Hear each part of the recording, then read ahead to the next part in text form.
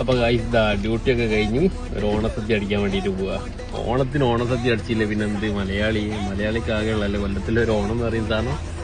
അപ്പോൾ എന്തായാലും ഡ്യൂട്ടി കഴിഞ്ഞ് ഓണസദ്യ അടിക്കാം, സദ്യ കഴിച്ചിട്ട് കാണാം. ഓക്കെ, അങ്ങനെ എന്തായാലും നമ്മൾ ഓണത്തിന് സദ്യ കഴിക്കാൻ വേണ്ടിയിട്ട് നമ്മൾ അജ്മാൽ റെസ്റ്റോറൻറ്റിലെത്തി റാഷിദിയല്ലേ കയറി അങ്ങോട്ട് ചെല്ലുന്നവരെ കാണുന്ന കാഴ്ച രണ്ടെണ്ണം ചിരിക്കന്നെ, ഭക്ഷണം കഴിച്ച് പ്രാന്തായിട്ട് ഇരിക്കന്നെ നല്ല ദമ്മായിട്ടിരിക്കുക സദ്യം കഴിച്ച്. എന്തായാലും ഓൽത് കഴിഞ്ഞ് നമ്മളെ പരിപാടിയൊക്കെ നമ്മൾ അതാ വന്നത് സാധനം നല്ല ചോറും സാമ്പാറും അച്ചടിയും പച്ചടിയും കിച്ചടിയും 2-3 തരം പായസവും എല്ലാം കൂടിയിട്ടൊരു പിടി. ഏതായാലും ഡ്യൂട്ടി കഴിഞ്ഞ് വന്നാൽ നല്ല ക്ഷീണമുണ്ട്, ഒന്നും നോക്കിയില്ല, അടിഞ്ഞ മുറിച്ചടുത്ത് തിന്നെ. വേറെ എന്തെങ്കിലും പരിപാടി ഉണ്ടേ നല്ല രസമുണ്ടായി. മാമ്പായി പുളിശ്ശേരി വേറെ ലെവലായിട്ടോ, മാമ്പായി പുളിശ്ശേരിയും പിന്നെ രസമൊക്കെ വേറെ ലെവല്. നല്ല ചെറുപയർ പരിപ്പിന് പായസവും അടൻ്റെ പായസവും സേമിയ പായസവും പിന്നെ എന്തൊക്കെയോ സാധനങ്ങളുണ്ട്, പേര് പറയാൻ അറിഞ്ഞൂടാ, അത്രയും സാധനങ്ങളുണ്ട്.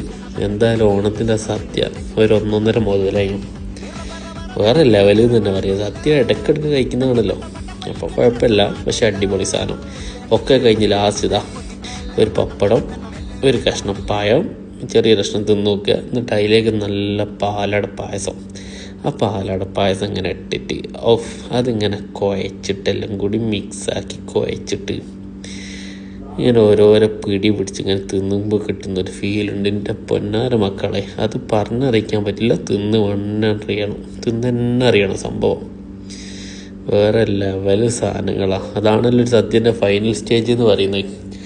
ഇങ്ങനെ ആവും തിന്ന് നമ്മളെ 3-4 വിരലും ഇങ്ങനെ തൊള്ളയിലിട്ട് അതിങ്ങനെ വൃത്തിയാക്കി ഇലയൊക്കെ ഇങ്ങനെ വൃത്തിയാക്കി കാണുമ്പോൾ തന്നെ ഒരു സുഖം കേട്ടോ. ലൊക്കേഷൻ നമ്മൾ വരുന്നത് ഇപ്പോൾ നമ്മളെ ലൊക്കേഷൻ വരുന്നത് അജ്മാൻ റാഷിദിയയിൽ റാഹത്ത് അല്ലായാണ് കേട്ടോ. ഇടയ്ക്ക് പോയി ട്രൈ ചെയ്ത് നോക്കി, ഇടയ്ക്കിടയ്ക്ക് ഉണ്ടാവും.